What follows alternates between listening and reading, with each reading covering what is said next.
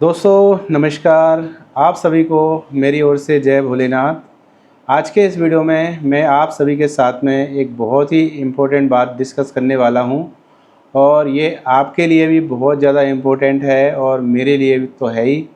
तो जैसा कि आप सभी को पता है कि हम लोग बाइक से पूरे भारत की यात्रा कर रहे हैं, जिसमें 12 ज्योतिर्लिंग और 4 धाम शामिल है। और हम लोग ये तपस्या कर रहे हैं और हमारे साथ साथ आप लोग भी नियमित रूप से हमारे वीडियो देखते रहते हैं। और जब भी आपको टाइम मिलता है आप लोग वीडियो देख ही लेते हैं, चाहे सुबह या दोपहर या शाम को। बहुत सारे ऐसे सब्सक्राइबर हैं, व्यूवर हैं, जो अगर वीडियो में लेट डालता हूँ या कहीं थोड़ा बहुत देर अवेर हो जाती है तो उस समय वो कमेंट भी कर देते हैं कि अभी वीडियो नहीं आया है। तो इतना ज़्यादा आप रेगुलर हो चुके हो और हमारे साथ पूरी यात्रा कर रहे हो, तो जिस तरह से हम लोग ये मन वचन कर्म से इस यात्रा को कर रहे हैं, शारीरिक मेहनत तो कर ही रहे हैं, साथ में मानसिक भी हो रही है। और हमारे साथ साथ आप लोग भी पूरा दिमाग लगा के ध्यान से वीडियो देखते रहते हो और प्रत्येक ज्योतिर्लिंग आप लोगों ने भी दर्शन किए हैं। हम लोग निकले हैं पूरे 12 ज्योतिर्लिंग की यात्रा करने के लिए और 4 धाम की यात्रा के लिए।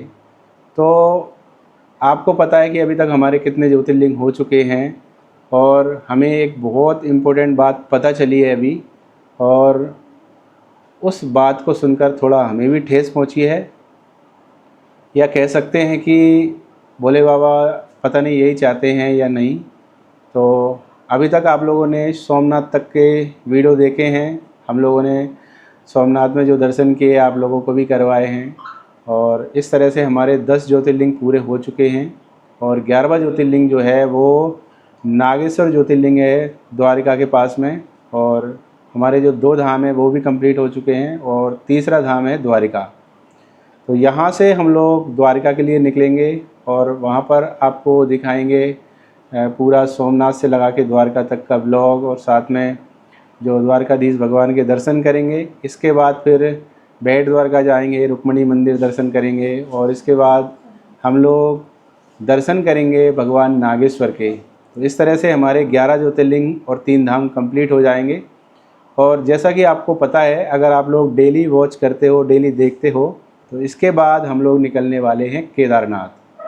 तो अभी तक हमारा जो सफ़र है वो 8-8,500 या 9,000, मैंने देखा नहीं है बाइक में कितना हो गया है, इतना हो चुका है।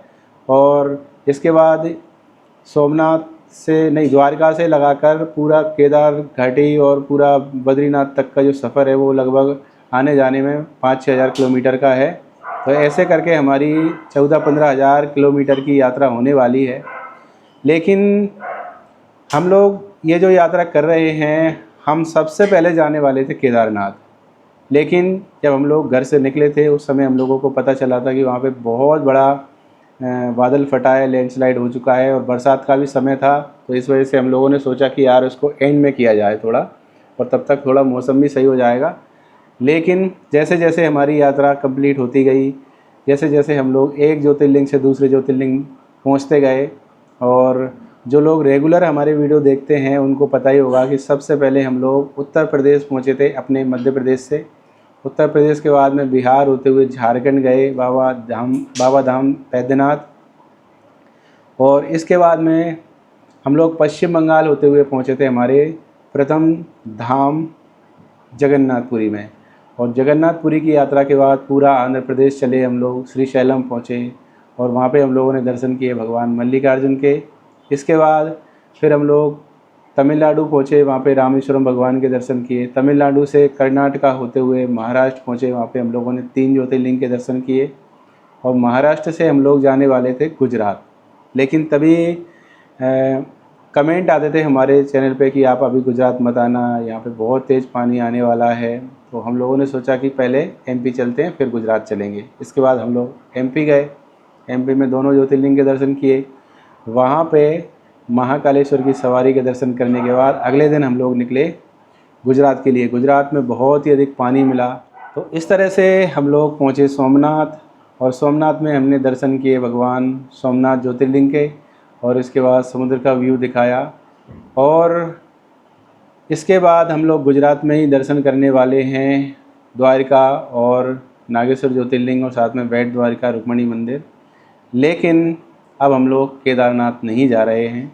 उसका कारण ये है कि केदारनाथ में जो भयंकर लैंडस्लाइड हुआ था, बादल फटा था, उसके बाद जो यात्रा चालू की गई थी वो फिर से बंद हो चुकी है। यात्रा के रजिस्ट्रेशन हैं वो बंद हो चुके हैं और हेली मार्ग द्वारा ही यात्रा हो रही है। और हम लोगों ने कभी भी नहीं सोचा है कि हम लोग उड़ते हुए जाएंगे दर्शन करेंगे या घोड़ों पे जाएंगे दर्शन करेंगे। हम लोग 2 बार बाबा केदार के दर्शन कर चुके हैं, लेकिन हर बार पैदल ही गए हैं। और इस बार तो हमारी कठिन तपस्या है, ऐसे में हम लोग क्यों हेलीकॉप्टर से जाएं। तो अब हम लोग चाह रहे हैं कि इस यात्रा का जो समापन है वो हम लोग द्वारका से करें। द्वारका में दर्शन करने के बाद नागेश्वर ज्योतिर्लिंग के दर्शन करें और इसके बाद हम लोग फिर अपने घर को निकल जाएं। ऐसे में अगर हमको कुछ इन्फॉर्मेशन मिलती है तो हम फिर से केदारनाथ के लिए निकल जाएंगे। लेकिन अभी तक तो जानकारी यही है कि अब हम लोग हमारे 11 ज्योतिर्लिंग और 3 धाम के बाद ही अपनी इस यात्रा को विराम देंगे और फिर गुजरात से पहुंच जाएंगे मध्य प्रदेश। और इस तरह से हमारी यात्रा पूरी हो जाएगी। और फिर जब कभी समय मिलेगा और वहाँ पे सुचारू रूप से यात्रा चालू होगी, सब कुछ नॉर्मल हो जाएगा, तब हम अपनी यात्रा को फिर से बढ़ाएंगे। और भोलेनाथ जी की अगर कृपा रही तो बाइक से ही हम लोग केदारनाथ, बद्रीनाथ के दर्शन करेंगे, उत्तराखंड में आपको दिखाएंगे। तो अभी तो हम लोग उधर नहीं जाने वाले हैं, ये फाइनल अपडेट है। और बाकी 1-2 दिन में और आपको पूरी जानकारी मिल जाएगी। अब अगला वीडियो आने वाला है सोमनाथ से द्वारका वाला, तो आप लोग वो वीडियो देखें, हमें प्यार दें, आशीर्वाद दें और आगे की यात्रा का आनंद लें। और सबसे ज़्यादा मुझे ये देखने को मिला है कि हमसे ज़्यादा आप लोगों को उत्सुकता रहती है दर्शन करने की और धाम पे जाने की, रास्ते में क्या हुआ, क्या सब कुछ आप जानना चाहते हैं। तो कमेंट पढ़ने का, कमेंट का जवाब देने का भी मेरे पास समय नहीं था, लेकिन अब मैं आपके एक कमेंट को रिप्लाई करूंगा और आपने जो भी मेरे लिए लिखा है उसका जवाब दिया जाएगा। और जल्दी हम लोग लाइव भी आने वाले हैं और लाइव में आप सभी के साथ में बातचीत होगी। तो यही है, इसीलिए मैं ये वीडियो शूट कर रहा था कि कहीं ना कहीं हम लोगों को भी थोड़ा वो लगाया, क्योंकि हम सोच रहे थे कि यार पूरे 12 ज्योतिर्लिंग ही करें। लेकिन अब जब यात्रा ही नहीं हो रही है, रजिस्ट्रेशन ही कैंसिल हो चुके हैं, तो अब यात्रा कैसे करें। देखते हैं भोलेनाथ की क्या मर्ज़ी है क्या नहीं है। बाकी आप सभी हमें जो प्यार दे रहे हैं, आशीर्वाद दे रहे हैं, ये हमारे लिए सर्वोपरि है। आप सभी का प्यार आशीर्वाद इसी तरह बना रहे। तो हम मिलते हैं आपसे अगली वीडियो में, तब तक के लिए जय भोलेनाथ।